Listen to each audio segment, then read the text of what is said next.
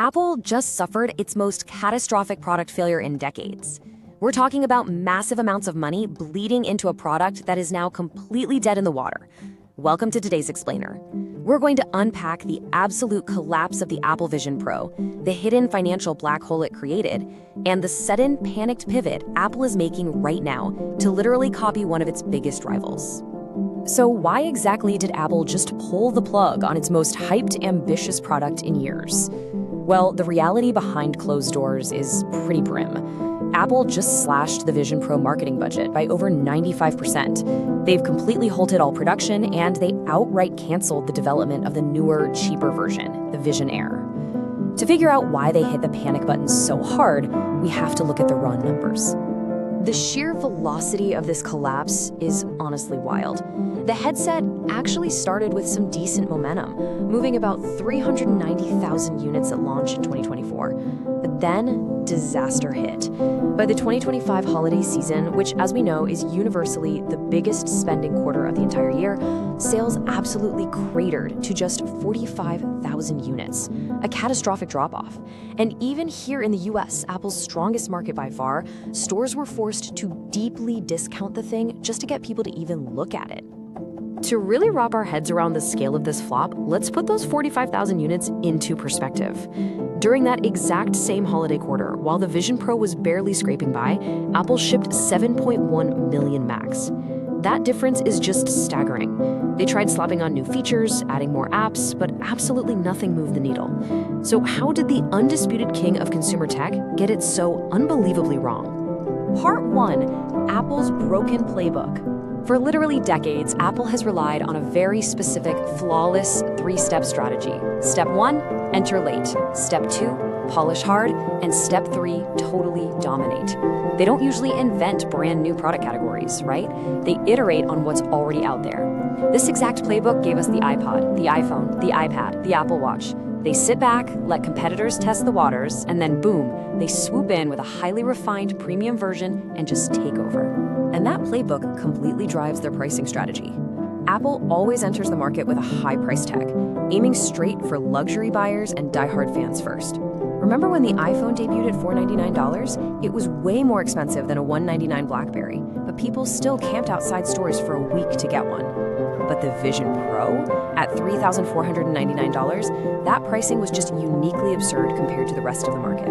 I mean, the Meta Quest 3 is $500. Apple aimed for an astronomical premium that just completely missed the mark. But honestly, the sky-high price wasn't even the fatal flaw. The real issue? Apple totally forgot the most important ingredient in their winning playbook: a massive, validated market. Think about it. Before the iPhone or iPad, millions of people were already buying cell phones and tablets. The mass market was already there. But the VR market? It's incredibly niche. And heading into 2026, it was actually shrinking by 14% year over year. Apple built a luxury product for a mass market that literally did not exist. And that brings us to the hidden math of this disaster. Part 2, the $28,000 loss. Let's break down what it actually costs to build one of these things. The raw materials, the bill of materials, runs Apple roughly $1,542 per unit. The priciest components are those two Sony micro OLED displays sitting right in front of your eyes, which cost about $228 a pop. Now, if you take that $1,500 cost and compare it to the $3,499 retail price, it looks like Apple's sitting on a really healthy 56% gross margin. On paper, that sounds like standard, highly profitable Apple math, but that margin is a complete illusion. Because those raw material costs completely ignore the research and development. Estimates reveal that Apple burned a staggering $20 billion developing the Vision Pro. Take a second to let that number sink in. $20 billion. To give you some context, Apple famously spent 15 years and about $10 billion on their canceled car project. The Vision Pro cost double that in R&D alone. And this is where the math gets absolutely devastating. If you take that $20 billion R&D bill and divide it by the roughly 600,000 lifetime units they managed to sell, that means Apple spent over $33,000 in development for every single headset. When you add the retail price and the material costs back into the mix, Apple effectively lost roughly $28,000 on every single Vision Pro sold. The fundamental economics of this product are just completely shattered. So what does a tech titan do when they lose tens of billions on a dead end? Part 3, the plot twist. Here is the crazy part. Apple isn't just abandoning VR. They are in a total panic, scrambling to copy a major competitor. While Apple was burning billions to build this heavy, isolating computer you strap to your face, the actual future of wearable tech was sitting right in front of them, and it was so much simpler. The whole industry is rapidly pivoting away from bulky VR headsets and moving straight toward everyday, lightweight smart glasses. And Apple was totally caught off guard. Ironically, it was Meta who ended up successfully running Apple's playbook. Meta teamed up with the biggest eyewear brand in the world to launch the Meta Ray-Bans. They didn't try to reinvent a heavy face computer, they just built something everyday people were already used to wearing. These glasses have a heads-up display, integrated AI, and they capture audio and video. The results? In 2025 alone, Meta moved over 7 million units. They perfectly targeted the everyday consumer that Apple thought they were reaching, and they won massive. The timeline of Apple's reaction is wild, and it perfectly shows the panic happening inside the company right now. On September 17th, 2025, Meta launched their hugely successful Ray-Bans. Literally 14 days later, on October 1st, Apple suddenly hits the brakes on their cheaper Vision Air to hastily accelerate their own smart glasses project. Fast forward to April 2026, and John Ternus is announced as the next CEO to replace Tim Cook. Why is that a big deal?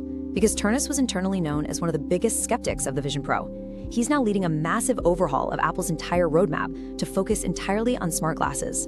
There's a quote that perfectly sums up this whole incredible situation. For years, Apple set the direction. This time, Apple is the follower.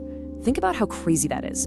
For years, the industry followed whatever Apple did. The iPhone, the iPad, the watch, but now they bet the house on a revolutionary VR product. It flopped incredibly hard, and now the ultimate trendsetter is completely rewriting its strategy to chase Meta, hoping they can get something out by 2026 or 27. But as Apple joins this new wearable tech race, we're staring down a pretty dark reality. What actually happens when the biggest tech companies in the world strap AI-powered cameras to millions of faces? Part 4. A privacy nightmare. Because Meta has a multi-year head start, there are already millions of people walking around with these smart glasses today, and privacy experts are sounding the alarm. The risks with these AI glasses are massive. They are always on, they can always be recording, and they're always listening. It basically sets up a widespread, invisible surveillance network walking down every street, sitting at the table next to you in a coffee shop, and riding on every train. Which brings us to this one crucial takeaway. Unlike smartphones or social media, where you mostly get to choose your own level of exposure, this new era of wearable tech forces everyone else into the frame without their permission. It's a privacy disaster for everyone, not just the person wearing the glasses. As Apple desperately rushes to catch up to Meta, we all really need to ask ourselves, is the convenience of having AI in our everyday glasses actually worth the complete end of public privacy for anyone who steps outside? It's a question we're all going to have to answer.